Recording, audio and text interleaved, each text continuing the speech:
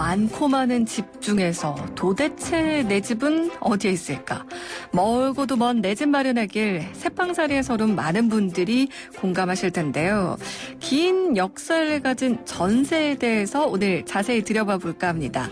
상다리가 휘어지도록 오늘도 역사 이야기 차려봤습니다. 역사 맛집 역사 셰프 신일고 김준우 역사 선생님과 함께합니다. 선생님 안녕하세요. 네, 반갑습니다. 네, 이제 이사철이에요. 맞아요. 네, 이제 많이 다니더라고요. 네, 정말 분주하게 아파트에도 또 사다리차가 많이 왔다 갔다 하고 하던데 선생님도 이사 준비한다고 하지 않으셨어요? 네, 얼마 전에 이사를 했습니다. 얼마 전에 이사를 했는데 그때 일기예보가 비가 온다 그래가지고 걱정을 좀 많이 했는데 네. 다행히 흐리고 비는 거의 안 왔어가지고 네, 무사히 이사를 마무리할 수 있었습니다. 다행입니다. 또 그 집에서 이제 건강하게 행복한 일만 가득하셨으면 좋겠어요. 감사합니다. 네, 오늘 주제를 전세로 잡아봤는데요. 네네. 이 전세라는 게 저는 역사가 길다라는 게 조금 의외였어요.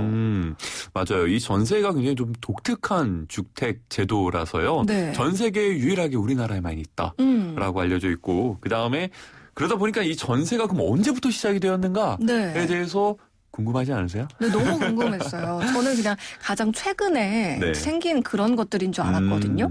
근데 이게 살펴보면 꽤나 오래됐습니다. 네, 일단 이제 전세 제도에서 조선시대까지 잠깐 올라가 보면요. 네. 보통 서민들이 많이 이제 전세를 살았을 거다라고 생각을 하는데 네. 우리가 알만한 사람들 중에서도 전세를 산 유명한 사람이 있습니다. 1,000원짜리 누가 그려져 있죠? 이황 선생님. 그렇죠. 이황 네. 선생님 전세 새빵살이 하셨습니다. 너무 청렴하셔서 그런 거였을까요? 일단 고향이 서울이 아니잖아요. 그러다 보니 관직 생활을 하려면 서울에 올라와서 관직 생활을 해야 되는데 네. 그러다 보니까 이제 서울에 집을 이제 새빵으로 구해서 살 수밖에 없었죠. 이황 선생님이 지은 시 중에 이런 시가 있어요. 살구꽃이라고 하는 시가 있는데 네. 거기에 보면 한양의 셋집에 동산들이 비었더니 해마다 울긋불긋 온갖 꽃이 피어나네 라고 시작을 하는데 여기서 이제 한양의 셋집에 살고 있었다라는 사실을 알 수 있죠. 그렇군요. 근데 이게 또 월세랑 전세는 좀 다르잖아요. 네네네. 이때도 전세 개념이 있었다는 건 거죠? 네. 또 다른 인물 한 명을 좀 찾아보면요. 네. 조선 정조 때 살았던 인물 중에 노상추라고 하는 무관이 있습니다. 네. 이 사람이 일기를 좀 썼어요. 안내일기. 가 예전에 유럽에 있었다면 네. 조선에서는 노상추의 일기가 있습니다. 네. 네, 그래서 이 조선 후기 때의 일상생활과 풍속에 대해서 알 수 있는 굉장히 귀중한 자료예요. 이 노상추 일기에 보면은 이 노상추가 이제 한양에서 살면서 집에 관련돼서 쓴 이야기가 좀 있습니다. 네. 이 노상추가 51살, 51살에 지금 현재 지하철 4호선 충무로역 인근에 기와집 사랑채를 새빵으로 얻게 됩니다. 네. 이때 이제 보증금을 주면서 살게 되는데요. 네. 당시 전세 보증금이 27냥이었습니다. 이거 굉장히 큰 돈입니다. 네. 당시 이제 노비들을 돈 주고 이제 많이 매매를 하는데 노비 한 4-5명 정도 있는 값이 되는 네. 그 정도의 돈이었고요. 네. 그런데 이 27냥을 보증금을 주고 들어갔는데 이사 온 지 한 달이 좀 지난 시점에 갑자기 집주인이 방을 빼라고 합니다. 어머나, 이때도 집주인 갑질이 있었군요. 그렇죠. 집주인이 갑자기 방을 빼라 그래서 네. 아니 한 달밖에 안 됐는데 왜 갑자기 방을 빼야 되냐 했더니 알고 보니까 40냥을 보증금으로 내건 사람이 있었다라는 겁니다. 더 준 사람 있으니까 너 방 빼 이런 그렇죠. 거군요. 그 사람을 드리고 싶으니까 너 나가라 라는 겁니다. 이게 솔직히 말이 안 되잖아요. 그렇죠. 그래가지고 이건 무슨 상황이냐. 이건 말도 안 된다. 우리 못 나간다. 해가지고 결국 3냥을 더 줘서 30냥으로 맞춰놓고 더 살기로 이제 합의를 보게 됩니다. 그런데 그럼에도 불구하고 집주인이 포기를 하지 않는 거예요. 네. 그래서 집주인이 좀 이따 또 오더니 다른 방을 줄 테니 이 방에선 좀 나가달라라고 이제 얘기를 한 거죠. 네. 그래서 안 된다라고 계속 얘기를 했는데 알고 보니 그 다른 방은 이미 또 집주인이 들어가 산 사람이 있었던 거예요. 어머나. 그러니까 집주인이 일단 방을 빼기 위해서 이제 거짓말을 한 거죠. 이거는 뭐 2중 계약, 3중 계약이네요. 네, 그리고 결국에는 그래서 어쩔 수 없이 관직 생활을 하고 있음에도 불구하고 집주인 갑질에 나올 수밖에 없었습니다. 어머나. 근데 또 억울한 것은 30냥을 줬잖아요. 네. 총. 근데 10냥밖에 못 받았어요. 왜요? 네, 이 돈 이미 썼다 이거죠. 이때는 그런 세입자를 보호하는 제도 같은 게 없었나 봐요. 없죠. 네, 그래가지고 연락만 받아가지고 나올 수밖에 없었고요. 그 이후에도 새빵을 구하기 위해 너무 힘들었어요. 한 두세 차례 돌다가 결국에는 나중에 이제 집에 들어갈 수 있었는데요. 이런 식으로 조선시대 때 전세, 금을 주고 사는 이런 애환들이 이 노동추일기에 잘 드러나 있는 거죠. 특히나 이제 집 없는 서로 네네. 그리고 지방에서 서울로 어떻게 보면 한양으로 일 때문에 올라와가지고 방을 얻어야 되는 상황이었잖아요. 네네네. 지금과 큰 차이가 없는 그런 상황이었던 것 같은데 이 전세제도 뭐 조선시대도 있었다 이렇게 이야기를 해주셨는데 이 기원을 언제부터로 좀 이제 올라가 볼 수 있을까요? 이 기원을 잡자면 쭉 위로 거슬러 올라가서 이제 신라 말까지 이제 거슬러 올라가게 됩니다. 네. 신라 말쯤 되면 이제 토지가 개인 소유화되는 이 사유화 현상이 나타나거든요. 네. 그러다 보니까 이 토지를 담보로 이제 돈을 빌리는 이런 전당제도가 나타나기 시작을 하는 거죠. 그런데 이제 전당제도로 이제 토지를 담보로 돈을 빌리는데 이게 점차 발달이 되면서 이제 조선 후기 때에는 집을 담보로 이제 돈을 이제 빌리는 이런 경우가 생기는 겁니다. 요걸 이제 가사전당제라고 하는데요.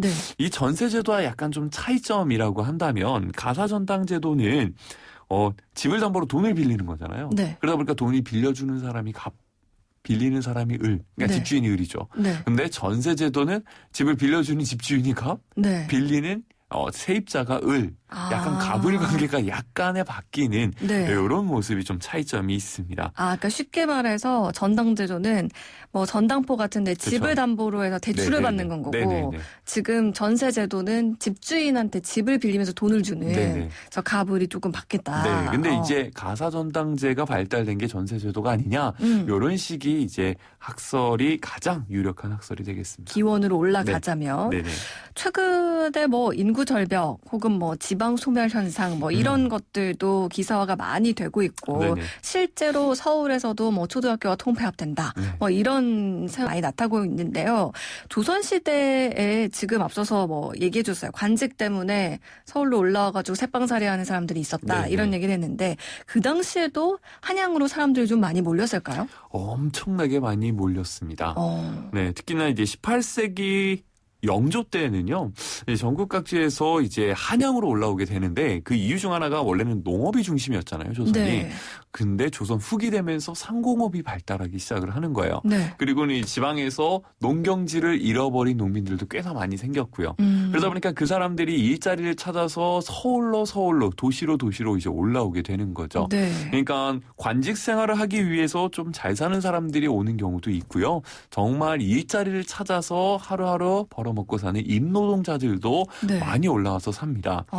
그러다 보니까 서울, 그 당시 한양에는 주택이 엄청나게 부족해지는 현상이 발생이 되는 거고요. 그렇겠네요.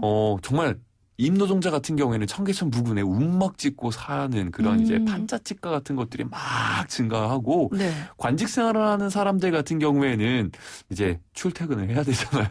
그러니까 이제 경복궁 인근에서 이제 셋집을 구해가지고 사는 사람들도 많아지게 된 것이죠.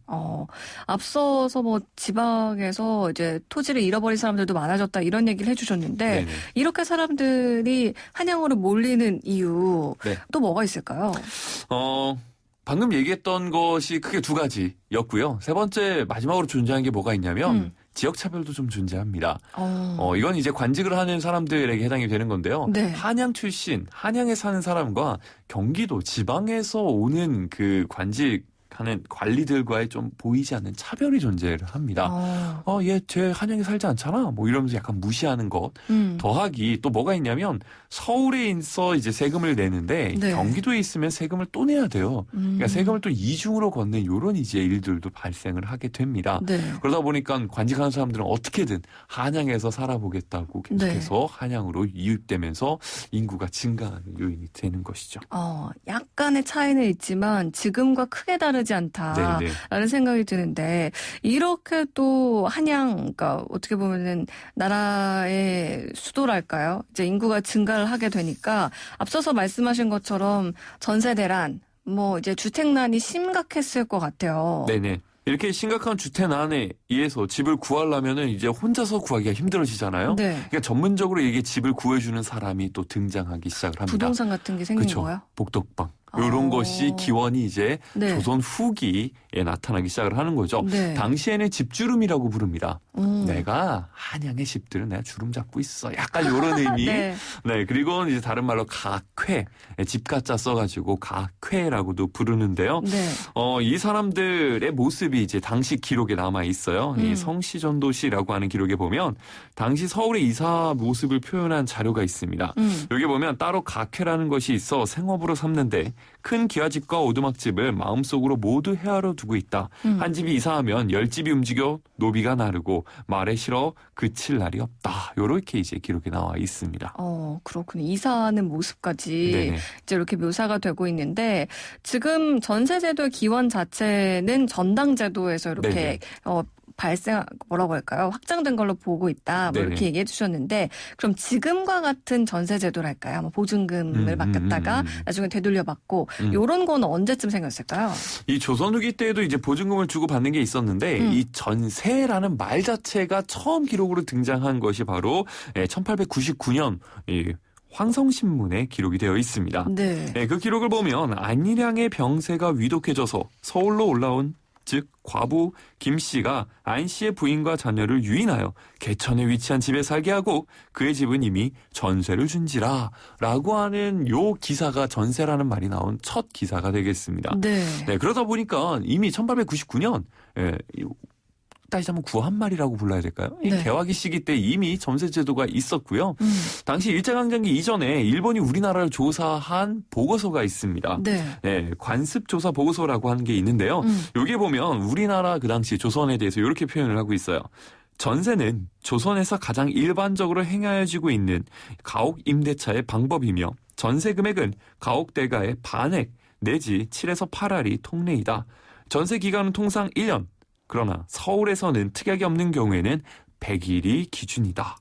네, 그리고 전세가 해지되는 때에 이르러서는 이사하는 데 필요한 일자는 기와집은 15일, 초가집은 10일을 두고 있다. 이런 식으로 이제 기록이 되어 있습니다.